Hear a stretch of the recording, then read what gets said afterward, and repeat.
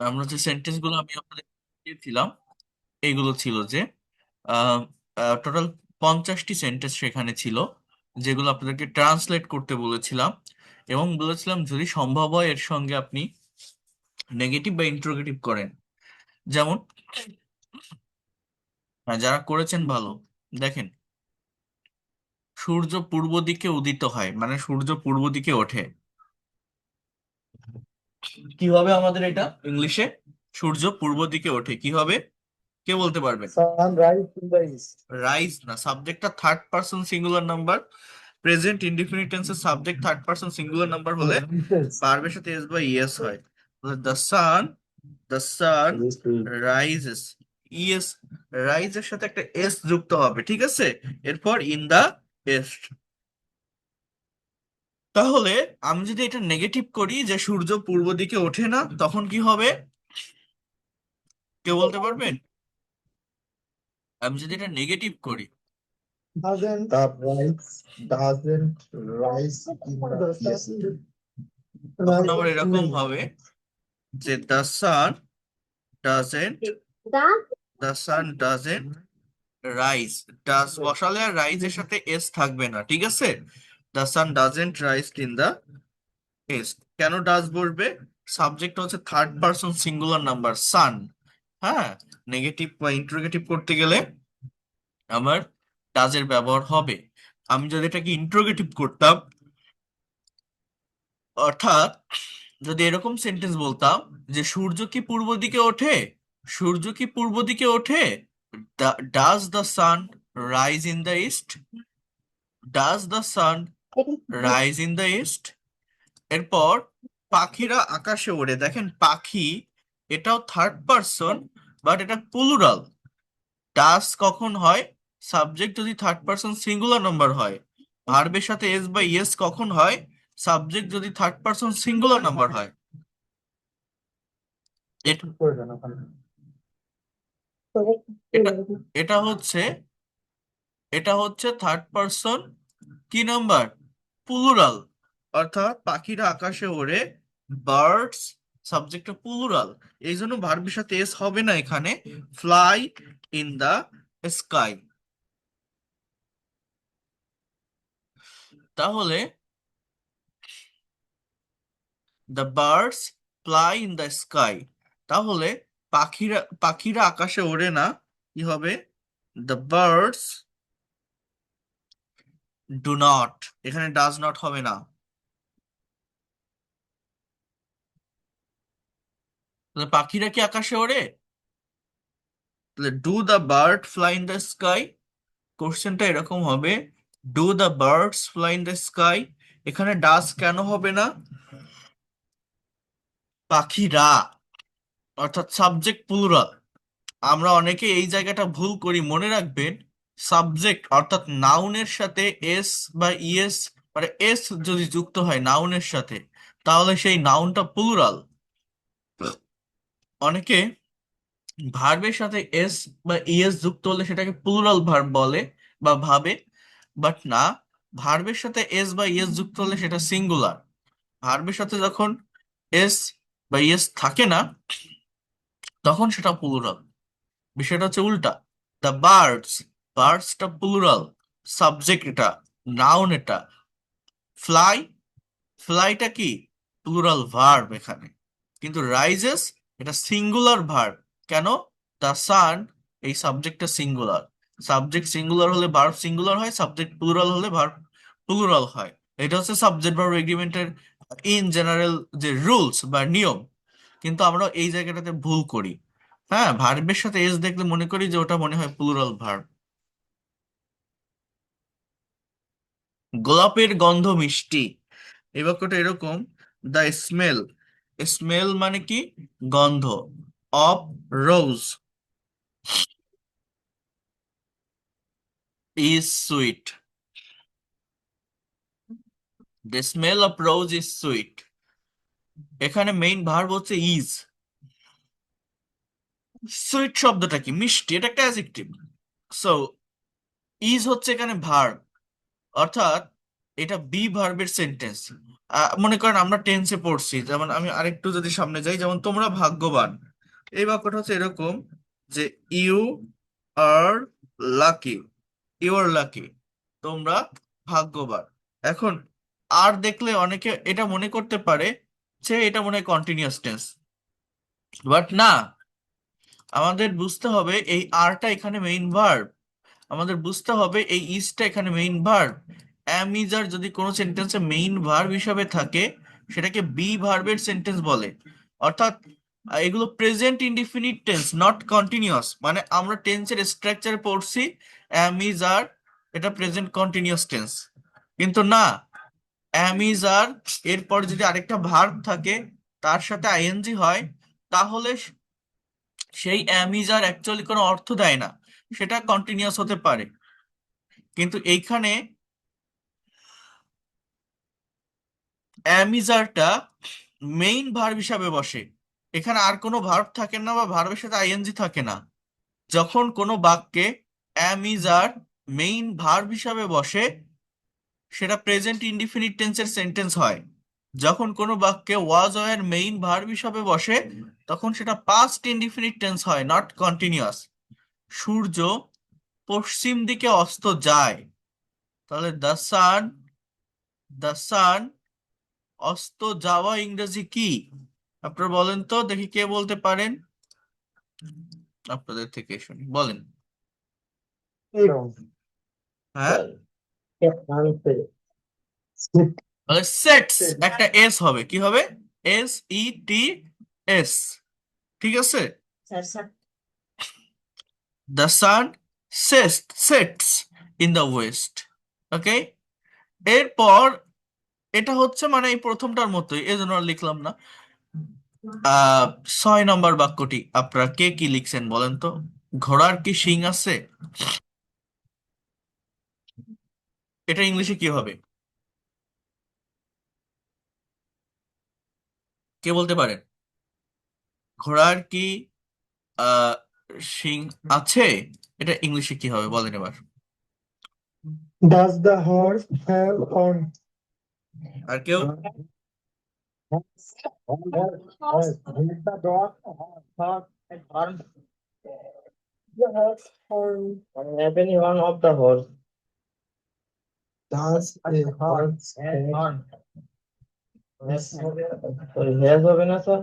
না, হ্যাজ হবে না, হ্যাভ হবে না। আছে বললেই হ্যাভ বা হ্যাজ হবে না। মনে করেন আমার একটা গাড়ি আছে, কি বলি? I have a car, I have a car. এখন যদি বলি তার একটা গাড়ি আছে, সাবজেক্ট যদি হি শি ইট বা থার্ড পার্সন সিঙ্গুলার নাম্বার হয় তাহলে ভার্ব সিঙ্গুলার হয়, তাহলে হি হ্যাজ আ কার হয়। তার একটা গাড়ি আছে কি হবে?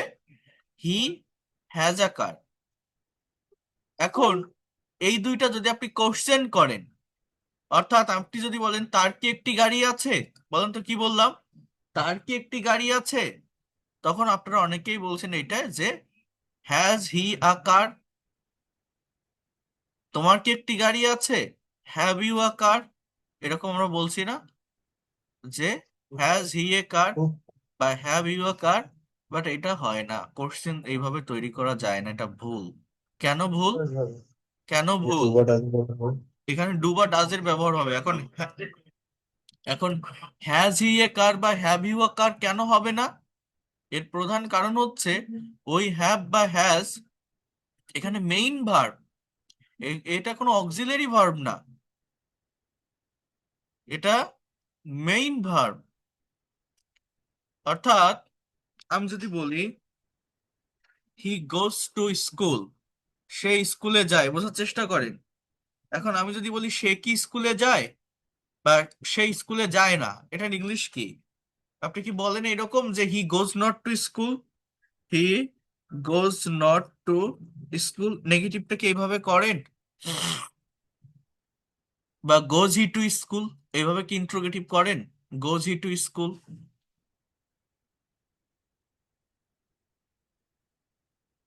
আমরা কিন্তু এভাবে করি না, আমরা এভাবে করি না। এটা আমি বলছি যে প্রেজেন্ট ইনডিফিনিট টেন্সের sentence, subject third person singular number. এই জন্য আমি যখন এই বাক্যটাকে নেগেটিভ করি, আমি এইভাবে করি যে হি ডাজেন্ট, ডাজ বসালে আর গোজ থাকবে না, গো হয়ে যাবে। He doesn't go to school, সে স্কুলে যায় না। কেন এরকম বলি, গোজ নট টু কেন বলি না? গোজটা এখানে মেইন ভার্ব, প্রেজেন্ট ইনডিফিনিট টেন্সে মেইন ভার্বকে, মেইন ভার্বের সাথে কখনো নট বসানো যায় না, বা মেইন ভার্বকে সাবজেক্টের আগে ইন্টারোগেটিভ করা যায় না। একটা হেল্পিং বা অক্সিলারি ভার্বের প্রয়োজন প্রয়োজন হয়। তাহলে he doesn't go to school, interrogative হচ্ছে does he go to school, সে কি স্কুলে যায়? Does he go to school, সে কি স্কুলে যায়? এখন আপনি যদি বলেন যে হি হ্যাজ আ কার, এখানে হ্যাজটা মেইন ভার্ব, আবারও বলছি মেইন ভার্ব, তাহলে তার গাড়ি আছে, তার গাড়ি নেই, এটা ডাজের ব্যবহার হবে। প্রেজেন্ট ইনডিফিনিট টেন্স এটা, এটা কোনো পারফেক্ট টেন্স না। হ্যাভ হ্যাজ হ্যাড থাকলেই কি প্রেজেন্ট পারফেক্ট টেন্স হয়? না। Present perfect, past perfect, future পারফেক্টে হ্যাভ হ্যাজ হ্যাড এর ব্যবহার বা উইল হ্যাভ এর ব্যবহার হয়। সেটা কখন হয়? যখন এই হ্যাভ হ্যাজ হ্যাড ছাড়াও আরো একটি ভার্ব থাকে পাস্ট পার্টিসিপল ফর্মের, বি থ্রি ফর্মের, এখানে তো সেগুলো নাই। এখানে এই হ্যাজটা মেইন ভার্ব। তাহলে এটা যখন আপনি নেগেটিভ করবেন, হি গোজ নট টু বলেন না, তাহলে হ্যাজ নট কেন বলবেন? এখানে বলবেন হি ডাজেন্ট, হি ডাজেন্ট। আর ডাজ বসালে হ্যাজ আর থাকবে না, হ্যাজ এর বেস ফর্ম হচ্ছে have. He doesn't have a car, তার গাড়ি নেই। তার কি গাড়ি আছে? তখন এরকম হয়, does he have, does he have a car. হ্যাঁ। এরপর আমি যদি বলি যে তোমার কি, তোমার গাড়ি নেই, আমি বলি তোমার গাড়ি আছে, বা কোথায় যেন লিখছিলাম, লিখিনি, মনে করেন ইউ হ্যাভ আ কার, তোমার একটা গাড়ি আছে, তোমার গাড়ি নেই, এটা নেগেটিভ, ইউ হ্যাভ নট না, এটা নেগেটিভ এরকম হবে ইউ ডু নট, বা you don't have a car. তোমার কি গাড়ি আছে? Do you have a car, do you have a car, তোমার কি গাড়ি আছে? Do you have a car. হ্যাঁ। Have not, has not, had not, এগুলো বসে। এগুলো কখন বসে আমি দেখাচ্ছি। তাহলে যদি বলি তার একটা গাড়ি ছিল, হি হ্যাড আ কার, তাহলে গাড়ি ছিল না, হি ডাজ নট, মানে হি ডাজ নট বা হি হ্যাড নট হয় না, তখন এরকম হয় he didn't, past indefinite tense এটা, he did not have a car, মানে হি হ্যাড আ কার, তার গাড়ি ছিল। যখন আমি নেগেটিভ করব, আমার ডিড এর ব্যবহার করতে হবে, অক্সিলারি ভার্ব ডিড। ডিড ব্যবহার করলে আর হ্যাড থাকবে না, সেটা হ্যাভ হয়ে যাবে, he didn't have a car. তার কি একটা গাড়ি ছিল? তখন হবে এরকম, did he have a car, did he, did he have a car, তার কি একটা গাড়ি ছিল? হ্যাঁ। তাহলে ঘোড়ার কি শিং আছে? Does the horse have horn, এই বাক্যটার ইংলিশ কি জানেন? এটা হ্যাজ না, এটা হচ্ছে does the horse have horns, ঘোড়ার কি শিং আছে? Does the horse have horns. এখন হ্যাভ নট হ্যাজ নট কখন বসবে? আমি কেন এগুলো negative do not does not দিয়ে করছি? হ্যাভ নট হ্যাজ নট তখন বসতে পারে, যেমন he has played cricket, he has played cricket, হ্যাঁ সে ক্রিকেট খেলেছে, এটা প্রেজেন্ট পারফেক্ট টেন্স। এইখানে প্লেইডটা মেইন ভার্ব, হ্যাজটা অক্সিলারি ভার্ব। এইখানে আমি বলতে পারি হি হ্যাজেন্ট, বা he has not played cricket, he has not played cricket. হ্যাঁ, সে কি ক্রিকেট খেলেছে? হ্যাজ হি প্লেড ক্রিকেট, সে কি ক্রিকেট খেলেনি? Hasn't he played cricket. You have done the work, you, you have done the work, you have not done the work. Have you done the work, তুমি কি কাজটা করেছো? এখানে present perfect tense হয়। হ্যাঁ। সো এই বিষয়গুলো অনেকে হয়তো বুঝতে পারছেন না, যে he has a car, he doesn't have a car, does he have a car, কেন এটা হলো? He doesn't go to school, does he go to school, কেন এটা হলো?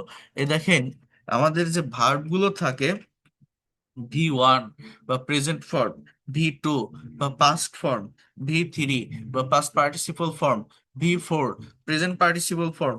আমি বলছিলাম যে ভার্বের টোটাল ফর্ম হয়ে থাকে পাঁচটা। আমাদের গতানুগতিক গ্রামার বইগুলোতে তিনটা ফর্ম দেওয়া থাকে, প্রেজেন্ট, পাস্ট আর ফিউচার। আর মনে করা হয় কি যে বাকি দুইটা ফর্ম আমরা টেন্স শেখার সঙ্গে সঙ্গে পেরে যাব, বা টেন্স শেখার সঙ্গে সঙ্গে বাকি দুইটা ফর্ম আমাদের শেখা বা জানা হয়ে যাবে। যেমন মনে করেন গো, এটার পাস্ট ফর্ম হচ্ছে ওয়েন্ট, এটার পাস্ট পার্টিসিপল ফর্ম হচ্ছে গান, এটার প্রেজেন্ট পার্টিসিপল ফর্ম হচ্ছে গোয়িং, এটার থার্ড পারসন ফর্ম হচ্ছে গোজ। গো, ওয়েন্ট, গন, গোয়িং, গোজ। আমি যদি বলি ডু ভার্বের ফর্মগুলো কি জানেন? ডু এর পাস্ট ফর্ম ডিড, এর পাস্ট পার্টিসিপল ডান, এটার প্রেজেন্ট পার্টিসিপল হচ্ছে ডুইং, এটা থার্ড পারসন হচ্ছে ডাজ। তাহলে হ্যাভ এর পাস্ট ফর্ম কি? হ্যাড। এর পাস্ট পার্টিসিপল যেটা, সেটাও হ্যাড। অনেকে মনে করে হ্যাভ হ্যাজ হ্যাড, বাট না, হ্যাভ হ্যাড হ্যাড। এর প্রেজেন্ট পার্টিসিপল হচ্ছে হ্যাভিং, এটা থার্ড পারসন হচ্ছে। তাহলে আমার এরকম হওয়ার কথা সম্ভবত হ্যাভস, কিন্তু এই হ্যাভস বলে কোনো ফর্ম হয় না ভার্বের। ঠিক আছে, হ্যাভ ভার্বের থার্ড পারসন ফর্ম হ্যাজ। তার মানে কি আমাদের ওই রুলসটা কিন্তু এখানে মিললো না। কোন রুলস? এই যে গোজ, ডাজ, এগুলো কখন আমরা বসাচ্ছি? যখন কোনো বাক্য প্রেজেন্ট ইনডিফিনিট টেন্সে থাকে এবং subject third person singular number হয়। এই V5 কে বলা হয় থার্ড পারসন ফর্ম ভার্বের। ওকে, তাহলে হি, আহ, আহ, মানে মনে করেন ডু হলে ডাজ হচ্ছে, গো হলে গোজ হচ্ছে, ড্র হলে ড্রস হচ্ছে, ড্রাইভ হলে ড্রাইভস হচ্ছে। মানে আমরা এটাই মনে করি যে প্রেজেন্ট ইনডিফিনিট টেন্সে আমাদের রুলসটা এরকম। প্রেজেন্ট ইনডিফিনিট টেন্সে subject third person singular number হলে ভার্বের সাথে এস বা ইএস বসে। কিন্তু তাহলে তো আমার এখানে হি হ্যাভস এ কার এরকম হওয়ার কথা, হি হ্যাভস। কিন্তু হ্যাভস বলে কোনো ভার্বের ফর্ম হয় না, এইখানে ওই ফর্মটা মেলে না। এই জন্য আমি বলি যে আমাদের পাঁচটি ফর্মই শেখা দরকার বা জানা দরকার বিষয়গুলোকে ডেভেলপ করার জন্য। মানে হ্যাভ ভার্বের থার্ড পারসন ফর্ম হচ্ছে হ্যাজ। তাহলে আমি যখন আমি বলছি যে হি গোস টু স্কুল, এটা subject third person singular number হওয়ার কারণে আমি বসাচ্ছি। আমার নেগেটিভ করতে গেলে ডু ভার্বের ব্যবহার করতে হয়। তাহলে যখন আমি নেগেটিভ করছি হি ডাজেন্ট বসাচ্ছি, এই যে ডাজ। তাহলে ডাজ আর গোস দুটোই থার্ড পারসন ফর্ম, একসাথে বসতে পারে না। যখন আমি ডাজেন্ট বলছি তখন এই গোসটা বেস ফর্মে চলে যাচ্ছে, গো হয়ে যাচ্ছে, হি ডাজেন্ট গো টু স্কুল। হ্যাঁ, তাহলে হি হ্যাজ আ কার, তার একটা গাড়ি আছে। যখন আমি নেগেটিভ করছি হি ডাজেন্টের ব্যবহার করছি, আর ডাজ ব্যবহার করলে আর হ্যাজ থাকে না, এটা হ্যাভ হয়ে যায়, হি ডাজেন্ট হ্যাভ আ কার। তাহলে হি হ্যাড আ কার, তার একটা গাড়ি ছিল। যখন আমি নেগেটিভ করছি তখন আমি ডিডের ব্যবহার করছি, তাহলে ডিডও পাস্ট ফর্ম, হ্যাডও পাস্ট ফর্ম, দুটো পাস্ট ফর্ম পাশাপাশি বসতে পারে না। হি ডিডেন্ট যখন বলছি তখন এই হ্যাডটা এই বেস ফর্মে চলে আসে, হ্যাভ হয়ে যায়, হি ডিডেন্ট হ্যাভ আ কার। এই বিষয়টা হচ্ছে আমাদেরকে বুঝতে হয়। ঠিক আছে, অ্যামিজারের ক্ষেত্রে অ্যামিজারটা যখন আমি মেইন ভার্ব হিসেবে বসাচ্ছি প্রেজেন্ট ইনডিফিনিট টেন্সে, যে he is a teacher, I am a farmer, they are player, এগুলো নেগেটিভ ওই অ্যামিজারের সাথেই হয়। যে he is not a teacher, বা I am not a player, they are not a player, বা যেভাবে হোক, বা ইজ হি আ টিচার, এইভাবে এগুলো হয়ে থাকে। কিন্তু হ্যাভ হ্যাজ হ্যাড এর ক্ষেত্রে আমার ডু ডাজ ডিড এর ব্যবহার করতে হয়। এইটা হচ্ছে মডার্ন গ্রামারের নিয়ম। এনসিয়েন্ট ইংলিশে এইরকম ব্যবহার হতো, he has not a car, he had not a car. হ্যাঁ, you have not a car, বা হ্যাভ ইউ এ কার। কিন্তু বর্তমান যে মডার্ন ইংলিশ গ্রামার, সেটা অনুযায়ী এটা গ্রামারের বড় একটা ভুল বা মিস্টেক। এই have not, has not, had not যদি মেইন ভার্ব হিসাবে, মানে হ্যাভ হ্যাজ হ্যাড বসে, হ্যাভ হ্যাজ হ্যাড যদি মেইন ভার্ব হিসাবে বসে, তাহলে have not, has not, had not বসানো যায় না। কারণ সেগুলো তো প্রেজেন্ট বা পাস্ট ইনডিফিনিট টেন্সের সেন্টেন্স। টু ডাজ ডিড দিয়ে নেগেটিভ বা ইন্টারোগেটিভ করতে হয়, যেমনটা অন্যান্য প্রিন্সিপাল বা ফাইনাইট ভার্ব থাকলে করতে হয়। আমি কি আপনাদের এই বিষয়টা ক্লিয়ার করতে পারলাম? কেউ কি কোনো কিছু বুঝতে পারছেন আমি কি বলছি? কি বুঝতে পারছি? আর বুঝতে পারছি স্যার। বলেন, বুঝছেন কিনা বিষয়টা? স্যার, বুঝতে পারছি কিন্তু পুরোপুরি clear এটা হচ্ছে বুঝতে হবে, এটা নিয়ে আরো ক্লিয়ার করে আমি বুঝাবো বা বলবো ডু ভার্ব বি ভার্বের ক্লাসে। আচ্ছা, তাহলে এটার ইংলিশ কি হবে? Does the horse have horn? দেখছেন? তাহলে জাস্ট কয়েকটা সেন্টেন্স আমি দেখালাম, এবং এখানে কতগুলো বিষয় বা কত কিছু আমাদের আলোচনা করার আছে, আমাদের দেখার আছে, আমাদের বোঝার আছে। তো এই জন্য বলছি, বারবার বলছি, এই বিষয়গুলোকে আপনাদেরকে নিতে হবে, নেওয়ার চেষ্টা করতে হবে, ল্যাঙ্গুয়েজটাকে ডেভেলপ করতে হবে।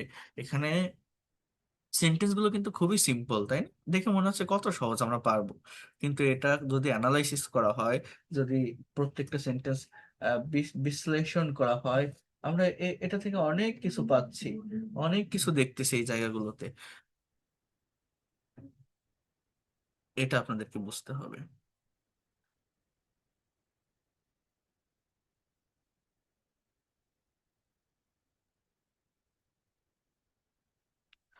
আচ্ছা, এরপর দেখেন, তুমি কি তাকে চেনো? তাহলে এটা হবে এরকম যে do you know him, do you know him. তুমি কি চা পান করো? Do you take tea, do you take tea. এখানে ড্রিঙ্কের ব্যবহার হয় না, অনেকেই লিখেছেন হয়তো ডু ইউ ড্রিঙ্ক টি, ড্রিঙ্কের ব্যবহারটা হয় না। এর কারণ হচ্ছে ড্রিঙ্ক মানে পান করা, ঠিক আছে? তো এটা মূলত কোনো কিছু আহ মানে ঢক ঢক করে খেয়ে ফেলা, গিলে ফেলা। চাটা তো অল্প অল্প করে নেওয়া হয়, পানির মতো ওইভাবে খেয়ে ফেলা হয় না, গরম থাকে। এই জন্য ড্রিঙ্কের ব্যবহারটা এখানে হয় না, বলে না ড্রিঙ্ক করা। ড্রিঙ্ক করা মানে পান করা, এটা ঠিক আছে, বাট এই পান করাটা হচ্ছে ইন জেনারেলি কোনো কিছু একসঙ্গে খেয়ে ফেলা, কোনো লিকুইড থিংস। তো এই জায়গাটাতে চায়ের ক্ষেত্রে ড্রিঙ্কের বদলে, ড্রিঙ্কের পরিবর্তে টেক বা হ্যাভের ব্যবহার করা যেতে পারে। Do you have tea, have মানেও খাওয়া বোঝায়, হ্যাঁ। ডু ইউ হ্যাভ টি আর ডু ইউ টেক টি, হ্যাঁ, এরকম ব্যবহার করা যায়। ডক্টর মোহাম্মদ ইউনুস কে? Who is doctor Mohammad Yunus? তাহলে তোমার কি একটি পাখি আছে? তাহলে এইটার ইংলিশ কি হবে? Have you a bird? না, বলেন তো কি হবে এটা? তোমার কি একটি পাখি আছে? Do you have a bird? Do you have a right, bird? Thank you, excellent. Do you have a bird, এটার ইংলিশ হচ্ছে do you have a bird. তোমরা কি শক্তিশালী? তাহলে এই বাক্যটা কি?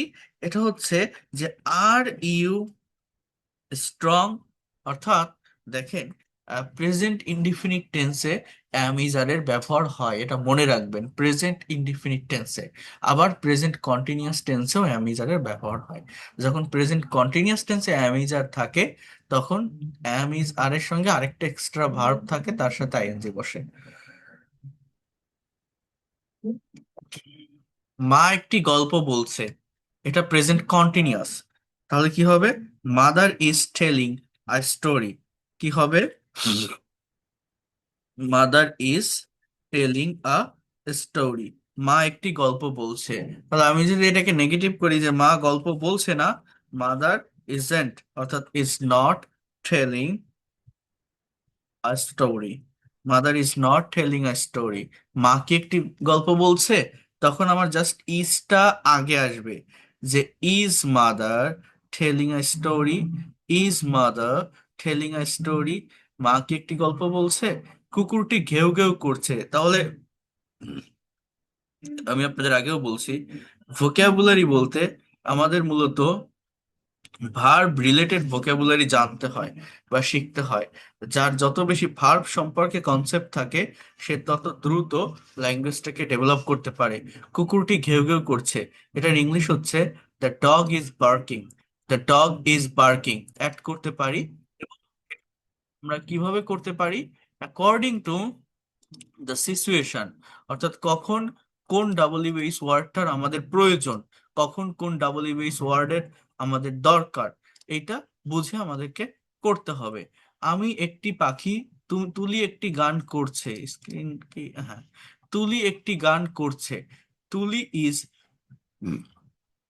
Singing a song. আমি একটি পাখি দেখিতেছি, এই জায়গাটাতে আপনাদেরকে আমি বলছিলাম, এই যে দেখা, এটা মানে যদি আপনি স্পোকেনের ভাষায় বলেন এটা ওইভাবে ভুল ধরা হয় না, বাট ফর্মালি বা রিটেন ইংলিশে এটা কিন্তু একটা মিস্টেক। যদি আপনি এই সি ভার্বের সাথে আইএনজি ব্যবহার করেন, হ্যাঁ, just I see a bird লিখতে হয়, বাংলায় কন্টিনিউয়াস টেন্সের মতো প্রকাশ করলেও বা দেখালেও ইংলিশে এটা প্রেজেন্ট ইনডিফিনিট টেন্সে লিখতে হয়। কারণ এই সি শব্দটি একটি stative verb. See, love, like, want, wish, hope, belong, expect, think, understand, এই ধরনের কিছু ভার্ব আছে যে ভার্বগুলোর সঙ্গে আইএনজি ব্যবহার করা যায় না, যেগুলোকে কন্টিনিউয়াস টেন্সে লেখা যায় না। এই ভার্ব রিলেটেড কথা বাংলাতে কন্টিনিউয়াস টেন্সে প্রকাশ পেলেও ইংলিশে ইনডিফিনিট টেন্সে লিখতে হয়। রহিম মাছ ধরিতেছে, এখানে একটা অ্যাকশন দেওয়া বোঝায়, কাজ করা বোঝায়, এটা কন্টিনিউয়াস। যে রহিম ইজ ক্যাচিং ফিশ, তাহলে রহিম কি মাছ ধরছে? Is Rahim catching fish? Rahim কি মাছ ধরছে না? Isn't Rahim catching fish? Rahim কোথায় মাছ ধরছে? Where is Rahim catching fish? কিভাবে বললাম কথাটা? আগে ডাবল ডিভাইস ওয়ার্ড, এরপর অক্সিলারি ভার্ব, এরপর সাবজেক্ট, তারপর main verb. Where is Rahim catching fish? Where is Rahim catching fish? সে একটি ছবি এঁকেছে। He has drawn a picture. Has drawn অর্থাৎ করেছে, গিয়েছে, খেয়েছে, নিয়েছে, দিয়েছে, এসেছে, অর্থাৎ কোনো একটা কাজ হয়ে গেছে, তার ফলটা এখনো আছে, রিয়েকশনটা এখনো আছে, বেশিক্ষণ আগে কাজটা ঘটেনি, এটাকে প্রেজেন্ট পারফেক্ট টেন্স বলে। তাহলে সে একটি ছবি এঁকেছে, তাহলে কি হবে? She has drawn a picture. ড্রন a picture. হ্যাঁ, তাহলে সে কি একটি ছবি এঁকেছে? সে কি একটি ছবি এঁকেছে? Has she drawn a picture? Has she drawn a picture? সে কি, সে জাস্ট আমি নেগেটিভ যদি করি এইভাবে, সে ছবি আঁকেনি। শি হ্যাজেন্ট বা she has not ড্রন a picture. আমি যদি বলি এই একেছের জায়গায় মানে প্রেজেন্ট পারফেক্ট এবং পাস্ট ইনডিফিনিট টেন্সের ভিতর একটা ক্র্যাশ বা সংঘর্ষ তৈরি হয়। পাস্ট ইনডিফিনিট টেন্স হচ্ছে অতীতের কাজ যেটা শেষ হয়ে গেছে, যার ফল বা রিয়েকশন আর নেই, বাংলা ক্রিয়াপদে ল বা লাম থাকে। অর্থাৎ এই বাংলাটা যদি এরকম থাকতো, সে একটা ছবি এঁকেছিল, বাংলাটা যদি এরকম থাকতো, সে একটা ছবি এঁকেছিল, তাহলে ইংলিশটা এরকম হতো যে she drew a picture. Picture, drew a picture, DREW, কি হচ্ছে লেখাটা এরকম হয়ে যাচ্ছে কেন? সি ড্রিউ আ পিকচার, সে একটা ছবি এঁকেছিল। এইটাকে যদি আমি নেগেটিভ করতাম যে সে ছবি আঁকেনি, সি ডিডেন্ট ড্র পিকচার, ডিডের ব্যবহার হতো, আর ড্রিউটা থাকতো না, মেইন ভার্বটা পাস্ট ফর্ম থেকে V2 থেকে V1-এ চলে আসতো। কি কি হলে? নেগেটিভ বা ইন্ট্রোগেটিভ হলে। আর অক্সিলারি ভার্ব হিসেবে কি বসতো? ডিড। সে ডিডেন্ট ড্র পিকচার, সে কি একটি ছবি এঁকেছিল? Did she draw picture? সে কি ছবি আঁকেনি? Didn't she draw picture? একটা সেন্টেন্সকে দেখে ইমাজিন করতে হয় যে এটাকে আমি কতগুলো ফর্মে ট্রান্সফর্ম করতে পারি। 12টা টেন্সের স্ট্রাকচার ইংলিশ ল্যাঙ্গুয়েজে আছে, বাট আমার 12টাই দরকার হয় না।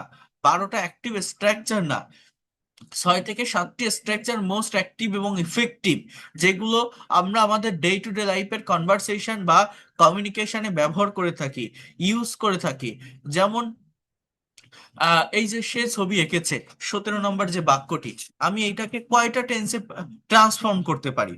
আমি যদি বলি সে ছবি আঁকে, হি ড্রস আ পিকচার। সে ছবি এঁকেছিল, he sorry she drew a picture. সে ছবি আঁকবে, she will draw a picture. সে ছবি আঁকিতেছে বা আঁকছে, হি আর she is drawing a picture. সে ছবি আঁকিতেছিল, she was drawing a picture. সে ছবি আঁকতে থাকবে, she will be drawing a picture. সে ছবি এঁকেছে, she has drawn a picture. এবার আর টেন্স প্রয়োজন হয় না, এই 6টি বা 7টি স্ট্রাকচার হলে হয়ে যায়। বা সে সকাল থেকে ছবি আঁকছে, she has been drawing a picture since morning. এই টেন্সগুলো আমি ব্যবহার করলাম। এরপর মডাল ভার্বের দিকে মুভ করতে হয় বা সেমি মডাল। যেমন সে ছবি আঁকতে পারে, শি ক্যান ড্র পিকচার। সে ছবি আঁকতে পারতো, শি কুড ড্র পিকচার। তার ছবি আঁকা উচিত, শি শুড ড্র পিকচার। সে অবশ্যই ছবি আঁকবে, শি মাস্ট ড্র পিকচার। তাকে ছবি আঁকতে হয়, she is to draw picture. তাকে ছবি আঁকতে হতো, she was to draw picture. তাকে ছবি আঁকতে হয়েছিল, she had to draw picture. তাকে ছবি আঁকতে হবে, she has to draw picture. তারা ছবি আঁকার কথা, she is suppose to draw picture. সে ছবি আঁকার সাহস করে বা সাহস দেখায়, হ্যাঁ, she dares to draw picture. অর্থাৎ টেন্সের থেকে মডাল ভার্বগুলোর ব্যবহার ইংলিশ ল্যাঙ্গুয়েজে অনেক বেশি হয়। মডাল বা সেমি মডাল অক্সিলারি ভার্বের উপর যদিও আমার ডিটেলস ক্লাস আছে, তারপর আমি আপনাদের বলে রাখি এগুলো ইংলিশের উপর অনেক বড় একটা ইফেক্ট ফেলে, প্রভাব ফেলে। এজন্য আমার যে বইটা আছে, যারা নিয়েছেন স্পিক ইংলিশ উইথ সোনামুখ, এই বইটাতে দেখবেন 16 থেকে 24 নাম্বার চ্যাপ্টার পর্যন্ত সবই মডাল ভার্বের উপর ক্লাস। কারণ এই আমরা যখন স্পিকিং করি, কনভারসেশন করি, কমিউনিকেশন প্র্যাকটিস করি, অনেক অনেক সেন্টেন্স এই মডাল ভার্ব দিয়ে করতে হয়। টেন্সের ব্যবহার দিয়ে করে সব কথা প্রকাশ করা যায় না ইংলিশে। 12টা টেন্স থাকলেও সবগুলো টেন্সের ব্যবহার হয় না। তো এখানে মডাল ভার্ব বা সেমি মডাল ভার্বের ব্যবহার একটা বিরাট ভূমিকা পালন করে, এগুলো জানতে হয়। যাই হোক, তারা ভাত খেয়েছে, দে হ্যাভ ইটেন রাইস। সে স্কুলে গিয়েছে, হি হ্যাজ গন টু স্কুল। আমি একটি বই কিনেছি, আই হ্যাভ বট আ বুক। শামীম অঙ্কটি করেছে, শামীম হ্যাজ ডান দ্য সাম। মনে রাখেন, এটা যারা লিখেছেন যদি ভুল হয় সংশোধন করেন। Shamim has done the sum, Shamim অঙ্কটি করেছে। তুমি মিথ্যা বলেছো, you have told lie, you have told lie. তারা বাড়ি ফিরেছে, দে হ্যাভ রিটার্নড হোম। কি হবে? They have returned home. তুমি মিথ্যা বলেছো, ইউ হ্যাভ টোল্ড। মিথ্যা শব্দটা নাউন হিসেবে আমি এখানে ব্যবহার করলাম, যে ইউ হ্যাভ টোল্ড লাই, এটাকে কিন্তু ভার্ব হিসেবে ব্যবহার করা যায়। জাস্ট আমি যদি বলি ইউ হ্যাভ লাইড, লাই মানে মিথ্যা বলা, লাইড ইডি, LIED, এটাও হয়। আমি এটাকে ভার্ব হিসেবেও ব্যবহার করতে পারি। তারা আমরা তাকে সাহায্য করেছি, তাহলে কি হবে এটা? We have helped him, we have helped him. আমরা তাকে সাহায্য করেছি। মা খাবার রান্না করেছেন, mother has cooked food. Subject third person singular number হলে হ্যাজ বসে। আমরা, উই হ্যাভ, মা, মাদার হ্যাজ কুকড ফুড। তারা, এটা দেই, এটাও থার্ড পারসন বাট প্লুরাল, এই জন্য they have returned home. You have told lie. Shamim, এটা third person singular, Shamim has done the sum. অঙ্কটি করেছে, এই যে টি লেখা আছে না, এই জন্য দা ব্যবহার করতে হয়। আমি একটি বই কিনেছি, আই হ্যাভ বট আ বুক। সে স্কুলে গিয়েছে, এটা third person singular, he has gone to the school. তারা ভাত খেয়েছে, এটা third person but plural, they have eaten rice. আমার কথাগুলো আপনারা বুঝতে পারছেন? দেখেন, এগুলো ছোট ছোট সেন্টেন্স, সিম্পল সেন্টেন্স, বাট এখানে কিন্তু অনেকগুলো বিষয় আলোচনা করার আছে, আছে না? বলেন তো, প্রবলেম ছিল। বলেন কোথায়? জি স্যার। হ্যাঁ, অনেক কিছু কনফিউজ আছে, আপনি কিন্তু ওগুলো পারফেক্ট বলে ফেলেছেন। কোনটা? তারা ভাত খেয়েছে, হ্যাঁ, এটা দেয়া পিছন রাইট, এটা ঠিক আছে। এখন সে একটি ছবি এঁকেছে, এটা হবে he is drawing a picture, এটা হবে না? হি হ্যাজ, শি, এটা এটা ব্র্যাকেটে লেখা আছে স্ত্রীবাচক, অর্থাৎ শি হ্যাজ ড্রন, এঁকেছে। আঁকিতেছে থাকলে সেটা প্রেজেন্ট কন্টিনিউয়াস, ঠিক আছে? এটা কোন টেন্স? Present perfect. স্ট্রাকচার কি? Subject plus has plus V three মানে কি? ভার্বের past participle. Draw, drew, drawn. হ্যাঁ, go, went, gone. Return, returned. বুঝতে পারছেন? আমি যেগুলো বলছি সেটাই মিলাই নেন। আপনারা যারা ভুল লিখছেন সঠিকটা লিখে নেন। তাহলে কি হবে? She has drawn a picture. তাহলে এখানে সাহায্য করা, হেল্পড, রান্না করা, কুকড। শামীম অঙ্কটি করেছে, করা, do, did, done. Shamim has done the sum, we have bought a book. Okay, এরপর সে কি আমটি খেয়েছিল? তো এগুলো আপনারা করছেন। এখানে most of the sentence past continuous এবং পাস্ট ইনডিফিনিট টেন্স। সে আমটি খেয়েছিল, এটার ইংলিশ যদি আমি আগে বলি, অর্থাৎ অ্যাফার্মেটিভ সেন্টেন্সটা যদি বলি, এরকম, he ate the mango. He ate, past indefinite tense সব থেকে বেশি গুরুত্বপূর্ণ। ইট মানে খাওয়া, পাস্ট ফর্ম এইট। আমি যদি এইখানে বলি সে আমটি খেয়েছে, খেয়েছিল না বলে আমি যদি বলি সে আমটি খেয়েছে, তখন আমার ইংলিশটা হয় he has eaten the mango. He has eaten, has plus V3, he has eaten the mango. কিন্তু পাস্ট টেন্স, খেয়েছিল, গিয়েছিল, করেছিল, দিয়েছিল, নিয়েছিল, এরকম যদি বোঝায়, এরকম যদি থাকে তাহলে সেটা পাস্ট ইনডিফিনিট। পাস্ট ইনডিফিনিট মানে সাবজেক্টের পর V2 মেইন ভার্বের পাস্ট ফর্ম হবে। মেইন ভার্বের কি হবে? Past form. He ate the mango. হ্যাঁ, তাহলে সে আমটি খায়নি, তখন আমার হবে he didn't eat. He didn't eat the mango. সে কি আমটি খেয়েছিল? তখন এরকম হবে did he eat the mango. Did he eat the mango. সে কি আমটি খেয়েছিল? Did he eat the mango. এরকম হবে এই জায়গাটাতে, সে কি আমটি খেয়েছিল?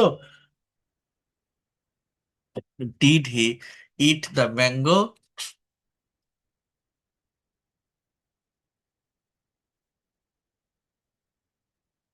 তাহলে আমি যদি এটা প্রেজেন্ট পারফেক্ট হচ্ছে বলি, যেমন আপনি এইমাত্র কিছু একটা খেলেন, আমি আপনাকে বললাম যে তুমি কি আমটি খেয়েছো, কি হবে?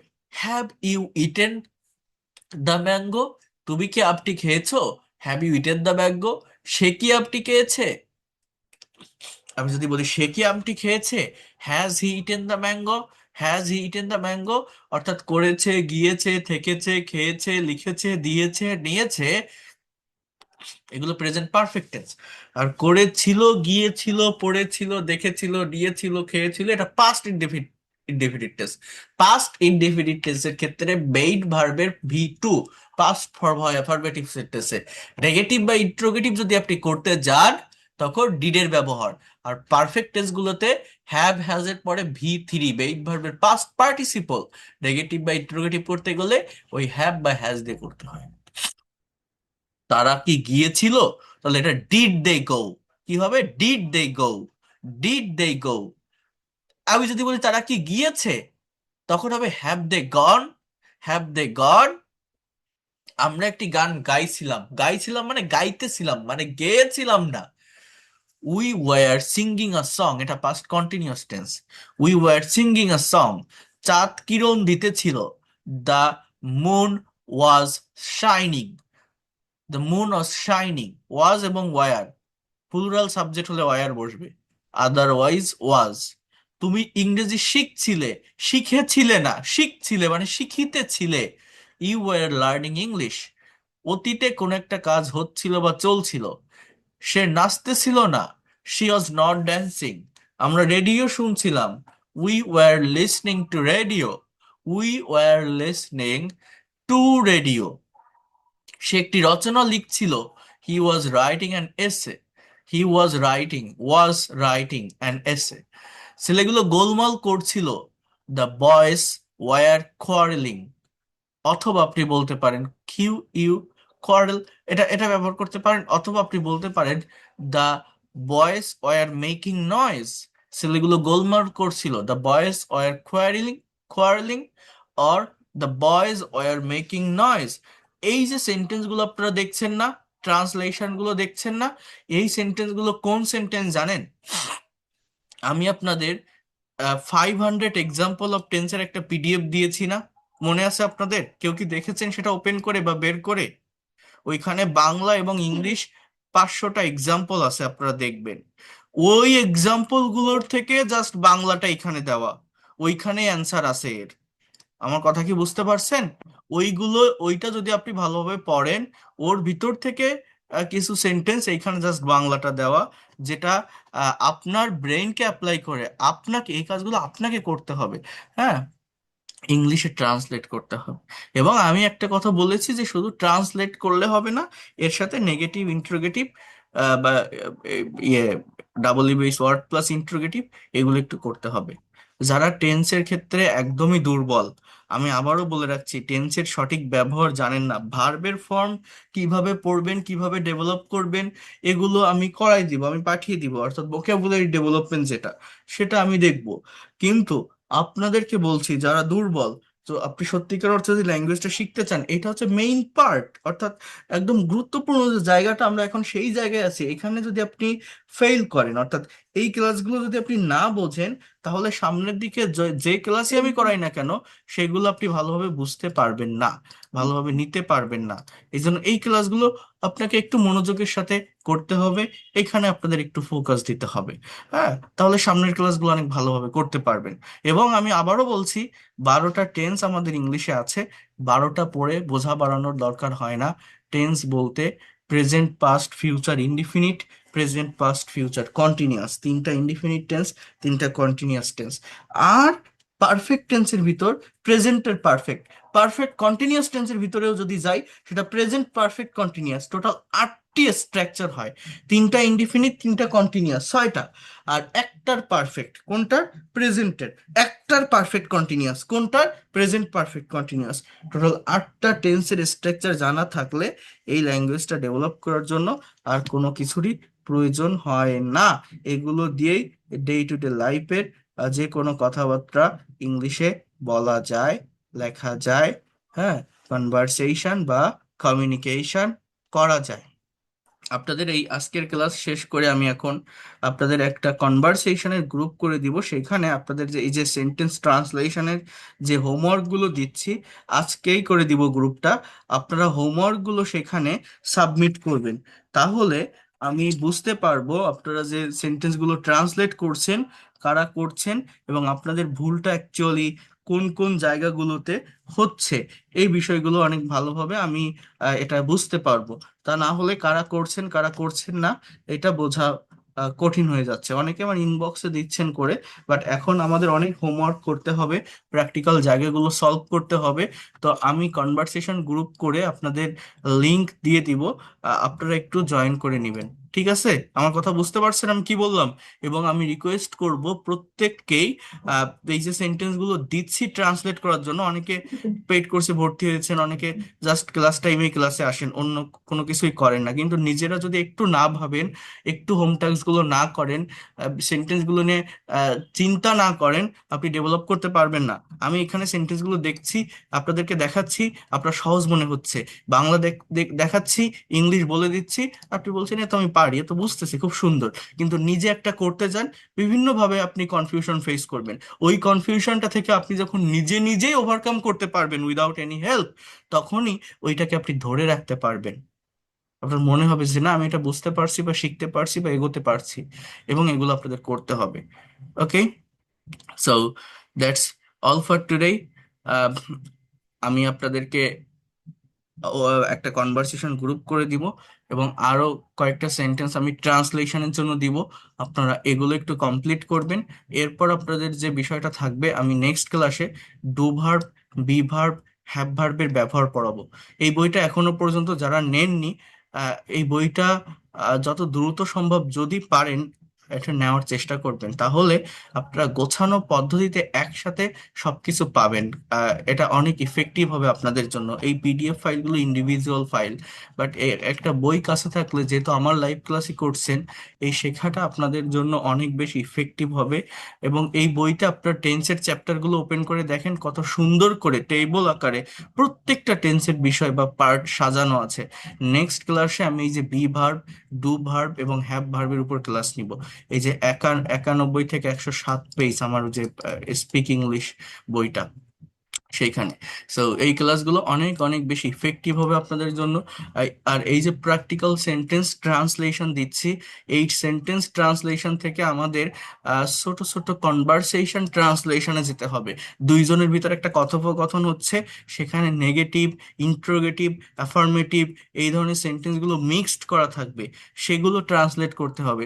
এই ট্রান্সলেট থেকে, অর্থাৎ সেন্টেন্স ট্রান্সলেট থেকে কনভারসেশন ট্রান্সলেশনে আমরা যাব।